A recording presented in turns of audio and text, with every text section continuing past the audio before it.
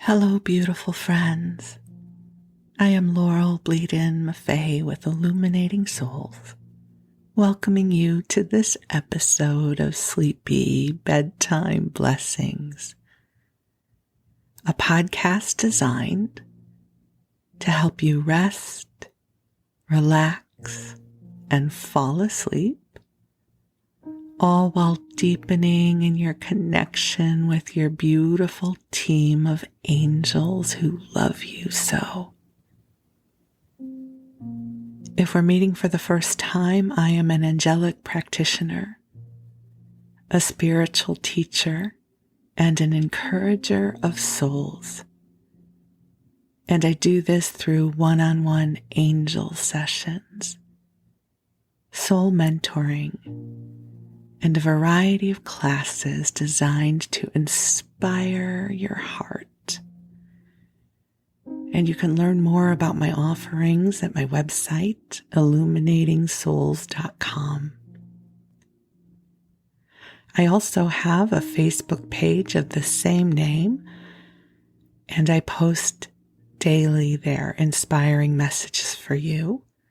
And I also have an email list called the Daily Inspiration Email Blast, where you'll receive an inspiring email from me every weekday, and you can sign up for that at my website. But for now, my intention is to cultivate a sacred and cozy place for you to rest and restore, replenish, and get some sleep. And I do know that some of you listen during the daytime. So if you're a daytime listener and your plan is not to sleep, I hope that this podcast brings you an infusion of light and love and goodness. So you are welcome to use this podcast in whatever way calls to you. I will say it is a sleep podcast because I have been using sleep podcasts for years now to help me transition from my waking life into sleep. As I've shared with you before, I used to fall asleep with the television. And something changed a few years ago, and I found sleep podcasts, and I have come to love that moment of putting in my earbuds at the end of a day and selecting the podcast episode that I'm going to listen to and drifting off somewhere in that hour-long episode. Typically, I drift off in the first 20 minutes or so. And I hope it's okay for me to confess to you that I use this sleep podcast to help me fall asleep as well. I find that the angelic energies are so beautiful and compatible with sleep that this has become one of my go-tos, which is kind of cool that I create something in my waking life that is serving me when I drift off to sleep, and hopefully it is serving you as well.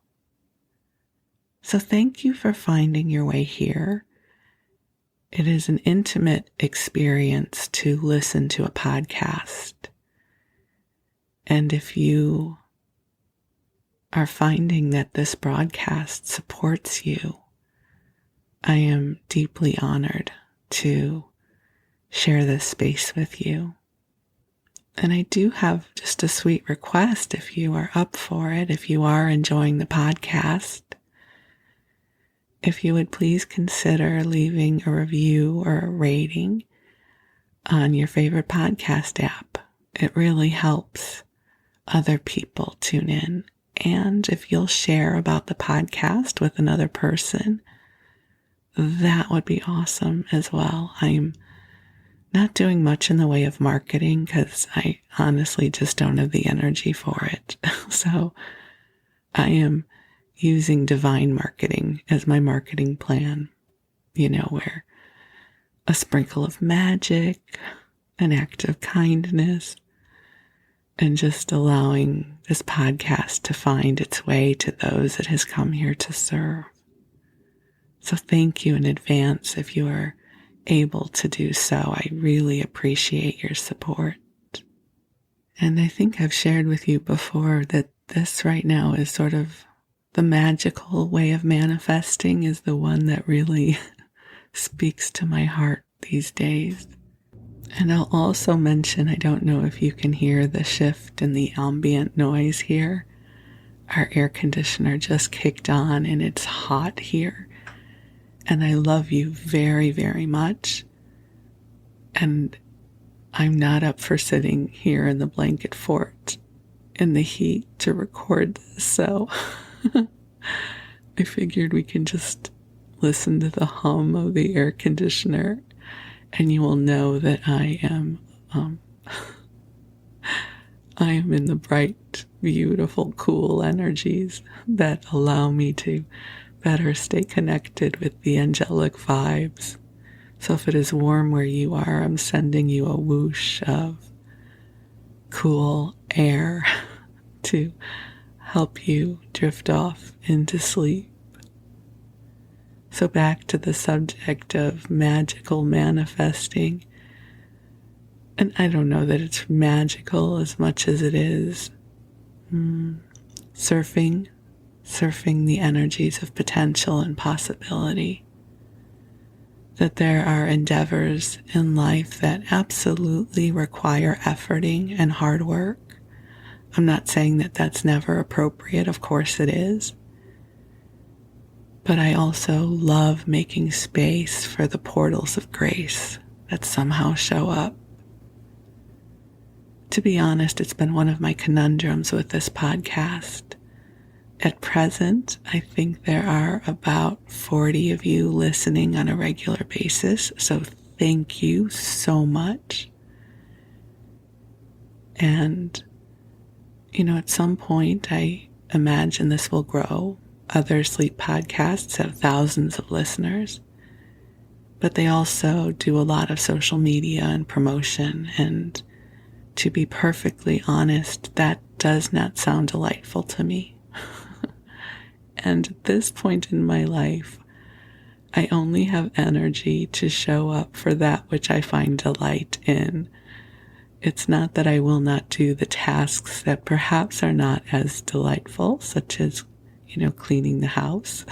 I'm not one of those who gets a lot of joy out of house cleaning, but I love a clean house, so I manage to weave my way into a place of balance with that. But when it comes to illuminating souls and my classes and services, I really engage in ways that energize and delight me. So my conundrum with this podcast is that I honestly have not found the bandwidth to market it on a regular basis. And even just saying that out loud, my heart goes, whoosh, like closes. Like, no, don't make me do it. And so I come here under the blanket fort, in the light, calling in the angels with you that this ripple of goodness and love will absolutely find its way into the hearts it has come here to serve. And you, beloved friend, are one of the hearts. Isn't that wonderful? You listening right now, you are part of the magical co-creation of this broadcast. That however you found out about this broadcast and the choice that you made to listen right now, it is the culmination of a magical moment. And this moment here with you is enough. It's more than enough. It's a blessing. And I share this with you because I think on the journey of self-growth and co-creation, we can really fall into this trap of requiring every creation to culminate in fireworks. You know, huge waves of success, and according to whatever bar we have set high as to what success means. And I'm someone who has learned to lean into the definition of success as being heart-based. I've shared with you before one of my favorite pearls of wisdom that comes from a much circulated quote that is often attributed to Emerson but was not written by him. And it says, to know that one life has breathed easier because you have lived, this is to succeed. And I have really lived my life holding that in my heart. So this moment with you is everything to me. That if in this moment you are able to draw a breath that perhaps comes a bit easier to you, that perhaps you're able to get just a little bit of spaciousness between you and whatever your mind has been racing about, then we did it. We're doing it. We're in the groove. We are manifesting. We are creating magic in this world together. See, this success and this magic is not just mine, it is yours too. Because I affirm that this moment is one that you have called forward as well. That you would have a safe and sacred space where you could tune in, get a little bit of a tune up, connect with the angels, be amused, have a loving, familiar voice keep you company for a little while. This magic belongs to us both, and it belongs to us all 40 of you, or more, or less. That we are here together in this moment, no matter when you are listening to this, even if it's 10 years from now. This magic, this light, this love, it is not bound by time or space. It exists. Isn't that amazing? You know, have you ever found your way into a book that was written 80 years ago and you feel like it was written for you? These ripples of love continue beyond this time and space.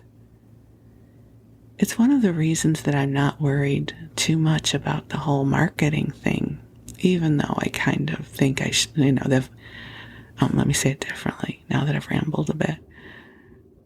I'm sure you know the voice, the one that says I should. Oh, you know what I should do?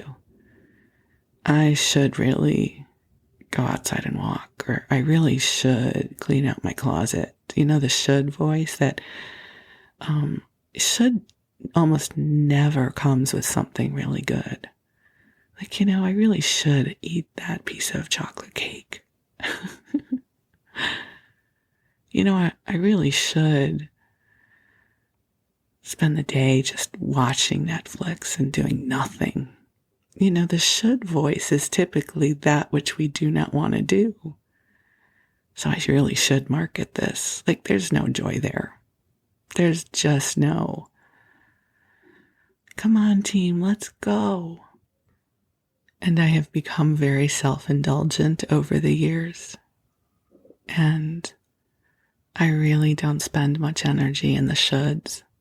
I'm much more inclined to spend the energies in that which I desire, that which brings me delight, that which fills my cup. And being here with you right now absolutely delights me and fills my cup. And I hope it does this for you too. So take a nice deep breath in and allow the love of your angels to flow to you now. And if you're new to the world of angels, they are divine celestial beings that embody divine love for you. You have angels. We all have angels. We all have been loved every moment of this lifetime, even if we do not know about this love, it is here. And I invite you to breathe it in as your angels say hello. Feel free to say hi back. Hi, angels. Just so you know, you can be very informal with your angels. My conversations with them are very informal and friend-like. I'm like, hey, you guys, way to go. I could use your help with this over here. Help. Please make this graceful. Whatever that is. I tend to speak to them in very intimate terms. And so I'm going to call the angels in. They are already here, but I love the ritual of speaking it out loud. So you get cozy. You let your body relax. Take a deep breath in as we call ourselves forward into the heart of God.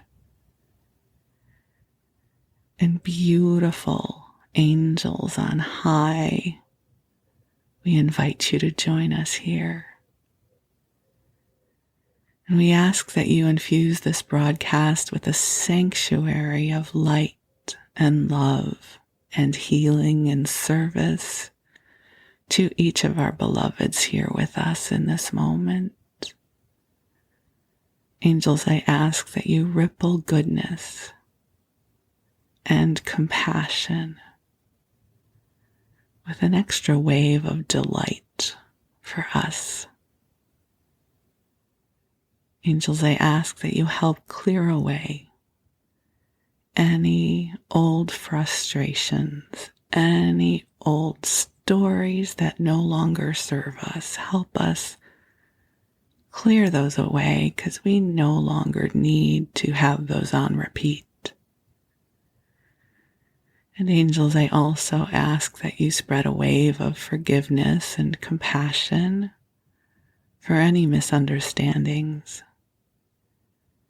any clumsiness, any awkwardness that exists between us and others, to help clear this energy away in service to the highest and best good. And angels, I ask that you help us center in the beauty and the joy and the well-being of our beingness.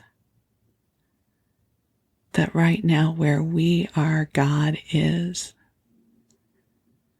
That in this moment, waves of love and sweetness are being bestowed upon us and rippling beyond this moment into the world. Because this love and this light is generous, that as we call it to our own hearts, it also, by its very nature, ripples beyond this moment and this breath into the greater world. May this light find all of those we love and all who love us and all who love those we love, and ripples beyond and beyond into our neighborhoods, into our extended families, into everyone we've ever met. Just let this ripple of love grow exponentially.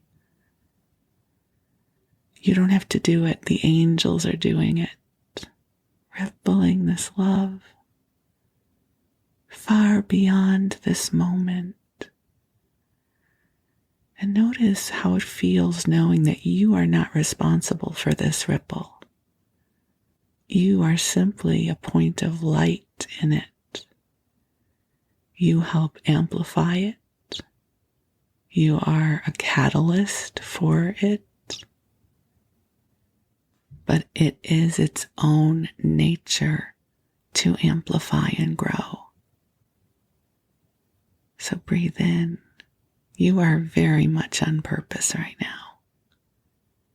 You are a bringer of light. You are a source of love. You are a keeper of magic. And you are a source of wisdom in this world. So thank you for being you. We are deeply grateful for the gift of you. You are precious in this world. And you have permission to simply be. There's so much gratitude flowing through from the angels for you. They are aware of all that you are experiencing. And they bring you strength of heart. They bring you perspective. They bring you altitude. And you have permission to lift your feet up off the earth and rest for a while. And while you do, I'm going to tell you a story. And tonight, I thought I would read to you from a Council Cookbook published by the San Francisco section of the Council of Jewish Women in 1909. As you may know from previous episodes, I have so been enjoying reading through old Jewish community cookbooks. So if you think about the world before the internet, the olden days, when you wanted a recipe, you would look it up in a cookbook. And so there would be cookbooks by authors, right? And if it was a cookbook that was published by a publishing house, typically all the recipes were tried and true, right? They tested them in a test kitchen to make sure that there would be consistent results and that the taste would be good. But there also is the compilation of community cookbooks, which have been fundraisers for churches and PTAs and associations and temples for many, many years, for decades, for generations. And these recipes give us insight to the kinds of foods people ate back then and what kind of preparation they went through, what staples were available to them, what were the flavor profiles.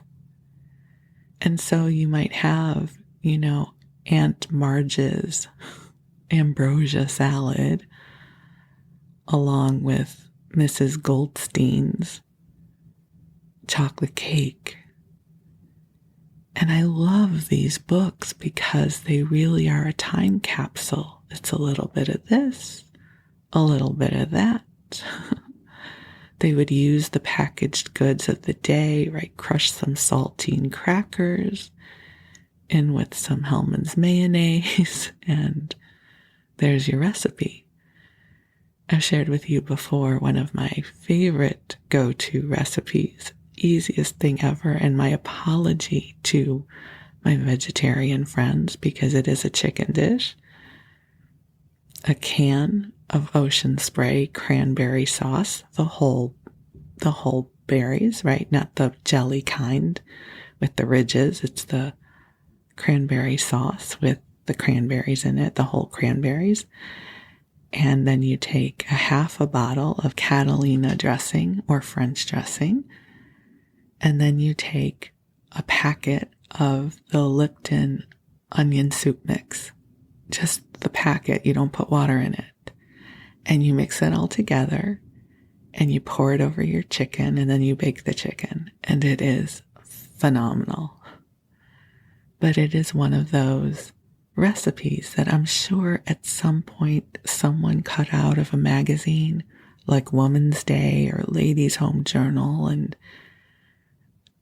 everybody's mother made it, and then that became everybody's grandmother made it. And this is not an original recipe from my family. It is one of those recipes that rippled in communities. And I don't know, I always associate it with home. It's delicious and it's easy, and it uses packaged goods that would be readily available, and it doesn't require a lot of chopping or preparation. And so quite often these community cookbooks contain these recipes that were very indicative of how people cooked and prepared their foods back in the day. You know, probably when the cranberry chicken was invented, it was a time when women, and I say women because at that point in history, in all likelihood, women were preparing the bulk of the meals, and they were preparing 3 meals a day. It was not a time of fast food or eating out a lot. So the pantry would have to be stocked with things that could help make the meal preparation easier. So these kinds of recipes were developed. And a lot of us grew up in eating these foods. Yes, I know I did. So this is 1909. So this is even before the cranberry chicken era. And we're going to go through this cookbook together. I will tell you, I will do my best to read only vegetarian recipes. And in doing so, just so you know, there are many non-vegetarian recipes in here. It was a time of needing to use all the food. You know, so all the food was precious. So there would be foods and ways of eating back then that perhaps we wouldn't consider today. So let's see where we go. I'm excited to share this recipe book with you. It's on Google Books, just so you know. So you can look it up on Google. And we're going to just start. We'll read together. So we start off with an ad from I. Magnin and Company. I don't think they still exist, but they used to be a high-end department store. I. Magnin was, or is, I don't think it still exists though, at Grant Avenue in Geary. And this is an ad for their silk hose, something new. We are offering ladies pure silk hose in black and every possible shade for $1.50. We give a written guarantee with this stocking. Your inspection is solicited at our hosiery department on the first floor. And then there's a number of different ads. So this is one of the ways they paid for the cookbook, is they sold local advertising. So there's D. Silvestri's Choice Fruits and Vegetables. There is Charles Stappenbach, the American florist, on Polk Street. There is Merced Dairy, Solomon Brothers, Pure Milk and Cream. There is the Waldorf Hair Store, Bloom's Sweets, Lazar Brothers high-grade grocers on Divisodario. Divisodario? I should know how to pronounce that because I live in the Bay Area. So lots of different ads here. Tetley's Tea, they're still in business. A pipe store, a toy store, apparel, a pharmacist, a French confectionery, the Lecton Brothers on Divisodario, ice cream and ices, Napa Winery. Now that's I don't live in Napa. I live near Napa though. I go to Napa for Whole Foods and Trader Joe's. It's about 15 miles away from where I live, and it's beautiful. And so there's lots of other ads here. A dry goods store, O'Connor, Moffett and Company. And now we just get to the cover page, the Council Cookbook, published by the San Francisco section of the Council of Jewish Women. And as I've shared before, quite often in these books, the women are referred to by their married name. So Mrs. J.C. Levy is president. Mrs. David Hirschler compiled this. And so there's a list of the women who were responsible for this. And it was printed in 1909. There's an acknowledgement page. It would be a pleasure to thank by name each one who has assisted in this book, but that is impossible. We appreciate the kindness of those who sent in recipes and the untiring efforts of those who contributed to the financial success of the book. We are indebted to our advertisers, and we have an added kindly feeling for them because from personal experience we know their true worthiness and merits of the articles they advertise. There's a quote here. To be a good cook means the economy of your great-grandmothers and the science of modern chemists. It means much tasting and no wasting. It means English thoroughness, French art, and Arabian hospitality. It means, in fine, that you are to see everyone has something nice to eat. By Ruskin. I don't know who Ruskin is, but then there's a table of contents. And the first section are sandwiches and appetizers. And many of these have meat products in it. So we're gonna just skip those. But I'll find a few I can share with you. There is something called Canadian cream sandwich. So you cream 2 parts of Canadian cream cheese. And I don't know if Canadian cream cheese is a brand or a certain kind of cream cheese. So cream 2 parts of Canadian cream cheese and 1 part of butter. Moisten with a little cream, and to this paste add paprika. Have ready sliced brown and white bread. Spread with the mixture and arrange alternately 4 layers.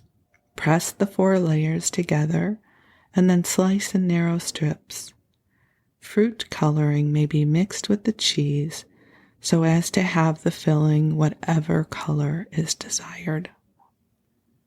This one is called a Boston sandwich, so if anyone is from Boston or can verify that they've ever had this sandwich.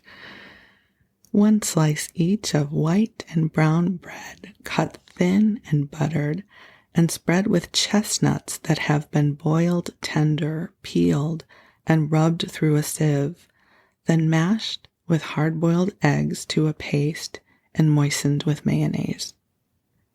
I don't know about you, but nothing about that sounds good to me. Perhaps I should find some things that sound good, huh?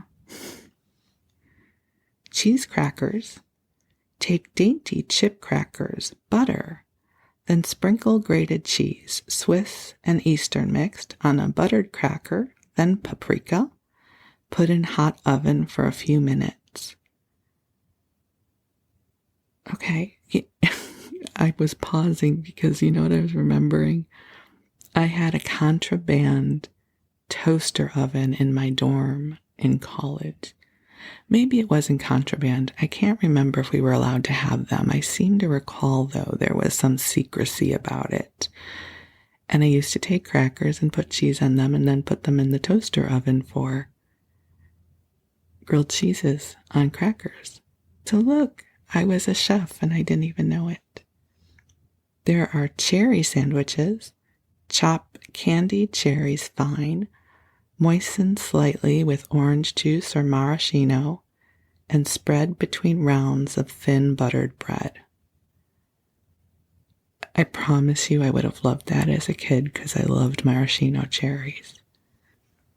Can you imagine? Hey, Mom, can I have a maraschino cherry sandwich? That would not have flown at my house. But here's another one that involves maraschino cherries.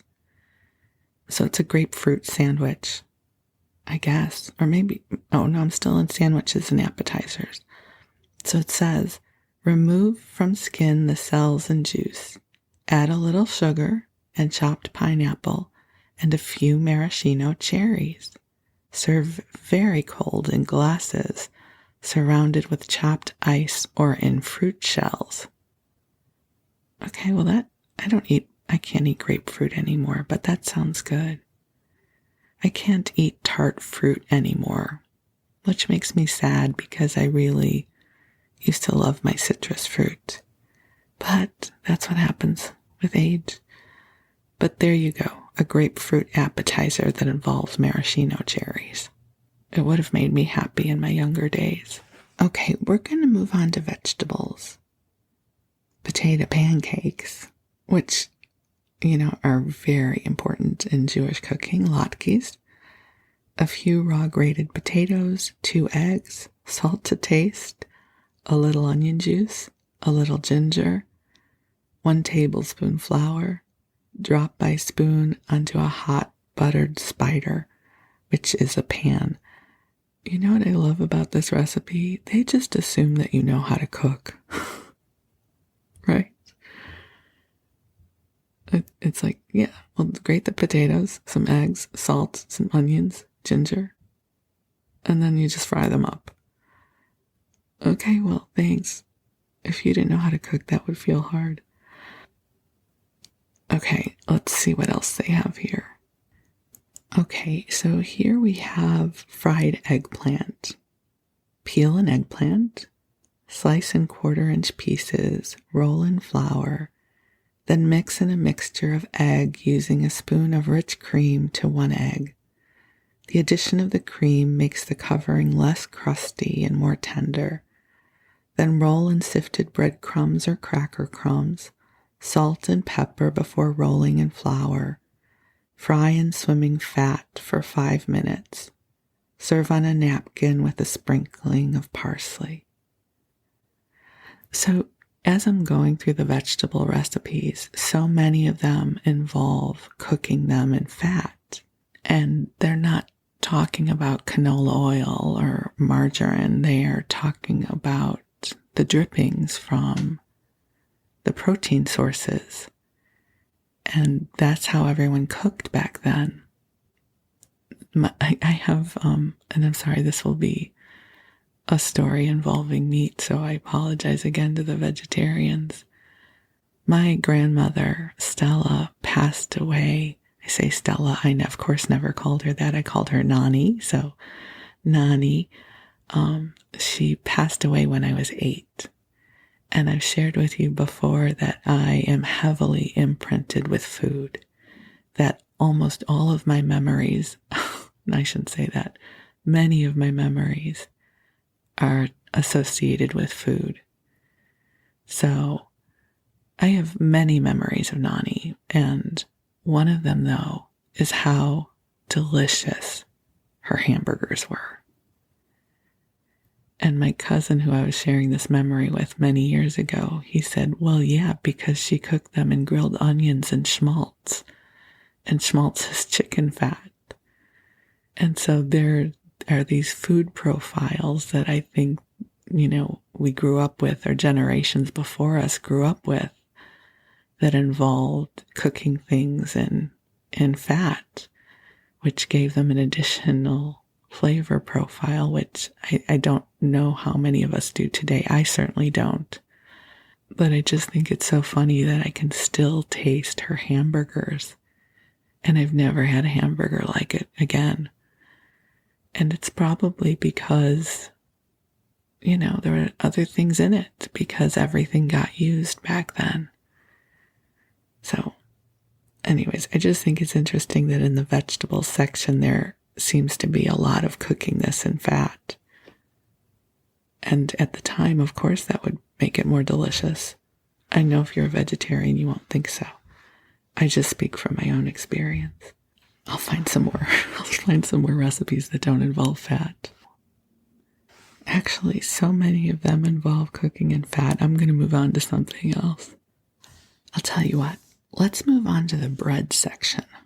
Yeah, because we don't have to eat bread to enjoy it. We can just hear about it. At least that's how it works for me. So there's currant bread. So 2 pints flour, 3 teaspoons baking powder, 1/4 teaspoon salt, 2 cups of flour, 1 cup of currants, 1 egg, and 1 tablespoon of sugar. That's all it says, you guys. That's it. They're assuming you're going to know what to do with everything. So, okay, currant bread. You just do you. And then we'll come over to gingerbread, 1 teacup of sugar. I love that. They use a teacup as a measuring device. 1 teacup of sugar, 1 teacup of molasses, 1 teacup of butter, 1 teacup sour milk, 5 teacups of flour, 4 eggs, 2 teaspoons of soda, 1 teaspoon of ginger, 1 teaspoon of cinnamon. Stir butter, sugar, molasses, and spices to a cream. Add milk and flour alternately, eggs well beaten, and stir batter 10 minutes. Then add soda dissolved in 2 teaspoons of hot water. Bake in shallow tins in a moderately slow oven. This is a large recipe. This one kind of sounds good. It's brown bread. So 3 cups of cornmeal, 2 cups of graham or whole wheat flour, 1 cup of syrup. I don't know what kind of syrup, but apparently if I was a housewife in 1909, I would know that. 5 cups of sour milk, salt 1 tablespoon soda, pour in greased mold and boil for 4 hours. So this is for popovers. 1 cup milk, 1 cup flour, pinch of salt, 1 egg. Beat the egg, then add milk and flour, then salt, and beat thoroughly 5 minutes with a fork. Warm muffin tins with a lump of butter as large as a pea in each, and bake 3/4 of an hour in a slow oven, and eat hot. And now we've segued into the pudding section. I just thought this was interesting, and this one also speaks to the packaged goods available at the time. It's grape nut pudding. Make a thick applesauce. And I love that they just know that you're going to know how to make applesauce. Like, making applesauce is a whole recipe and a whole process in and of itself. But it just starts off with make a thick applesauce and put alternate layers of grape nuts and sauce in a buttered dish and have grape nuts on top. Bake half an hour and serve with cream. So I would imagine at that time, making applesauce, you would know how to do that. You might just make it, to have around, and then somebody else makes the grape nuts for you, right? And that makes that dish easier for you. And here's one for lemon pudding. Butter a pudding dish. I don't even know what a pudding dish would be, probably a casserole dish, and line with stale cake. So I think that's interesting that you would have stale cake. I don't know. I've never been in a house where cake could go stale, so um, that's just me. I don't know how a cake would ever go stale. They would never last that long, but apparently, or perhaps you make a cake and let it go stale. I digress. Pour over a lemon custard of the yolks of 6 eggs creamed with 2 cups of sugar, grated rinds and juice of 3 lemons, 1/2 cup melted butter. Place pudding dish in a pan of hot water and bake 15 minutes. Beat whites to a froth. Add 1 tablespoon of sugar to each white and put on top. Bake until light brown. Now we're moving on to puddings and dumplings and pies. So strawberry dumplings. I don't know, this one caught my attention because right now here in the Bay Area, strawberries are in season. So farmer's market has lots of strawberries. So 2 cups of sifted flour, a pinch of salt, 2 rounded teaspoons of yeast powder, 2 eggs creamed, 2 tablespoons melted butter and milk to make a batter. Grease custard cups. Put a layer of sugared strawberries on the bottom, then a layer of batter, then berries, then batter. Bake 20 minutes in a pan of water. Serve with fruit sauce made of 1 cup of berries, cooked in a cup of sweetened water, strained, and thickened with 1 small tablespoon of cornstarch. How about pineapple fritters? It says pineapple fritters, and then in parentheses below that it says delicious. I don't know why that makes me laugh. Maybe some of these recipes are not delicious, but whoever brought this recipe to the table wanted to make sure that everyone knew it was delicious. 1 ripe sugar pine or canned Singapore. I guess that's the pineapple. 3 lemons. 2 tablespoons of rose water, 1 cup of sugar, 3 eggs, 1 1/2 cups of milk, 1 1/2 cups of flour, 1 teaspoon baking powder, salt. Peel, slice, and cut up the pineapple. Put in a glass bowl. Sprinkle with 1/2 cup of sugar and set aside for an hour or 2. Carefully collecting all the liquid. Sift flour, baking powder, and salt twice. Beat the eggs a little with 1/2 cup of sugar. Mix with the milk and make a medium soft dough. Take about 3/4 of the chopped pineapple. Drain off the grated rind of 3 lemons, and with the rosewater mix in the dough. Fry in hot fat like donuts in the shape of dumplings. Cut dough with a wet tablespoon. When fried, it should be about the size of a goose egg. Then you make a sauce. Take the remainder of the pineapple and the juice of 2 lemons, a little butter and sugar to suit to taste, cornstarch. Boil sauce about 5 minutes. Serve hot as a side dish. Before pouring over cream sauce, gently break open the fritter on top lengthwise. That is one of the more involved recipes in this book. How about peach cobbler? Again, here in our area, stone fruit is coming into season. So fill a shallow pudding dish with ripe peeled peaches, leaving in a few pits to increase the flavor. I've never heard of that before.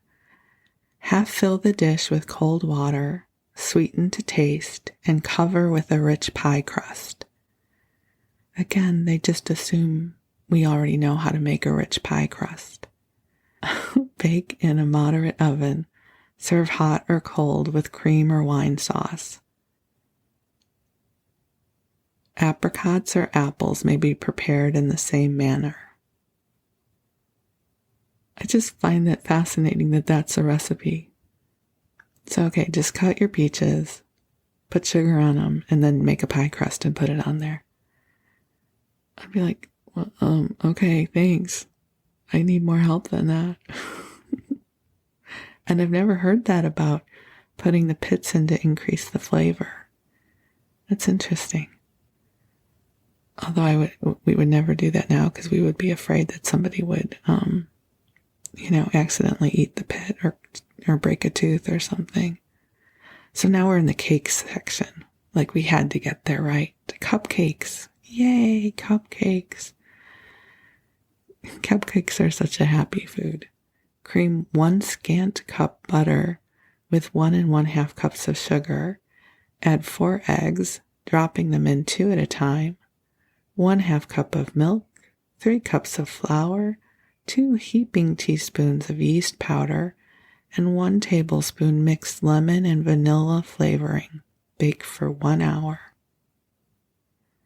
Well, okay, this one is called Reliable Cake. I don't know, I think that's funny. And maybe reliable cake was a form of cake people made back then, so it may not just be talking about this is a cake you can count on. So this is yolks of 4 eggs creamed with 1 cup of granulated sugar, 1 cup of chocolate dissolved in 4 large tablespoons of boiling water, 1 teaspoon mixed spices, 1 heaping cup of flour, 1 teaspoon yeast powder, 1/2 cup chopped citron, vanilla. Add the 4 beaten whites. Bake in 2 layers. Put whipped cream between or jam or both, and the following boiled icing on top. 2 tablespoons chocolate, 2 tablespoons granulated sugar, milk enough to cover. Boil all for 20 minutes. And just before removing from the stove, add a small piece of butter. So this is interesting. 1 teaspoon of mixed spices. Again, they're assuming we know what that means. I would imagine that's probably nutmeg and cinnamon and ginger, the cake-friendly spices. A pound cake. Who doesn't love a good pound cake? I don't know. How many of you remember Sara Lee? I loved of course I did, right? That doesn't surprise you. I used to love Sara Lee, and Sara Lee had a pound cake. So sometimes that would be what my mom would get us for dessert, a Sara Lee pound cake. Oh, it was heaven. So 1 cup of butter creamed with 1 cup granulated sugar. 5 eggs added 2 at a time, then 1 tablespoon of brandy, 1 teaspoon vanilla and lemon flavoring, 1/4 teaspoon mace, 2 cups flour, 1 teaspoon yeast powder. Bake 50 minutes. To make a citron pound cake, add to above recipe 1/2 cup flour and 1 cup sliced citron that has been dredged in flour. And you know what? I am going to take this invitation to reminisce about Sara Lee for a moment. Sara Lee used to mean happiness, right? Their pound cake was so good, and it came in a little foil pan with a piece of cardboard on top, and you would uncrimp the edges of the pan to release the cardboard, and then you would have the pound cake there. And Sara Lee was meant to be frozen, so, typically my mom would have some kind of Sara Lee goodness in the freezer, whether it was coffee cake or something, and there was a Sara Lee outlet in Skokie. And so my mom would go to the Sara Lee outlet and stock up. And we had a freezer in the basement in addition to the freezer that came with the refrigerator. And we could always count on there being some kind of Sara Lee in our freezer. And if you've never heard the song Sara Lee that Liza Minnelli sings, do yourself a favor and search for that on YouTube. I think maybe Cantor and Ebb wrote it. I don't remember. Forgive me. But it's a wonderful song that Liza Minnelli sings called Sara Lee that I love. So here's my ode to Sara Lee. Thank you for that memory, everybody. Okay, I just love the title of this one. It is Sunshine Cake. It just sounds happy. Happy cake. So beat yolks of 6 eggs lightly and add 1 tablespoon of vanilla. In another bowl, beat the 6 whites with a scant 1/2 teaspoon of cream of tartar. Gradually add 1 cup of granulated sugar, sifted 3 times to the beaten whites. Fold whites and sugar when beaten into the beaten yolks. Sift 1 cup of flour 3 times, then put into the sifter and shake lightly into the cake. Bake 45 minutes in a spring form. Then there's lots of cake recipes. A prune cake. This one is a poor man's wedding cake. 1/2 cup of butter, 1 cup of brown sugar, 4 eggs not separated, 2 cups of very dark molasses, 1 cup milk, 2 teaspoons mixed cloves, cinnamon, allspice, and nutmeg, 2 cups of raisins dredged in flour, 3 cups of flour, 2 teaspoons baking powder. Bake in a very large pan and when cool, cut in pieces as desired. Do not try to remove the cake whole from the pan. I'm glad they gave that piece of advice. Then they have a cheesecake. It sounds good. A pint of cottage cheese, 1/2 pint of table cream, 3 eggs separated, 1 cup sugar, 2 tablespoons melted butter, salt, 1 tablespoon flour, juice and grated rind of 1/2 a lemon. Line a spring form with a crust made of 1 cup of flour, a pinch of salt, 1 teaspoon baking powder, 2 tablespoons of butter, 4 tablespoons of cold water. Mix with a knife and then bake the cake for 1 hour. My mom used to make a phenomenal cheesecake. It was light and fluffy. You know, the New York cheesecakes tend to be more dense, or the Cheesecake Factory cheesecakes are more dense. My mom's cheesecake was light and fluffy. And then she would top it with cherries. There we go again with the canned cherries, right? The sweet, syrupy, yummo cherries. So on special occasions, my mom would make this yummy cherry cheesecake. So I just find these recipes to be fascinating because they give us some insight to how people cooked back then. And again, unless someone had household staff, you know, maybe they had a cook or housekeeper, most women cooked all the meals for their family. It was a lot of work. And so a lot of these recipes help make that a bit easier. So thank you for letting me share this with you. I don't know, it makes me happy to go through these recipes and think about the women who made them and how they passed their skills and their knowledge along generation to generation. So here's to those who came before us. And I send you blessings for sweet dreams and love and gratitude for all that you are. So you rest well and the angels will stay with you. And if you're not quite ready to drift off to sleep or you would like some more companionship, there are many more episodes. So go ahead and queue up another one and I'll be right here with you. I love you. Thank you.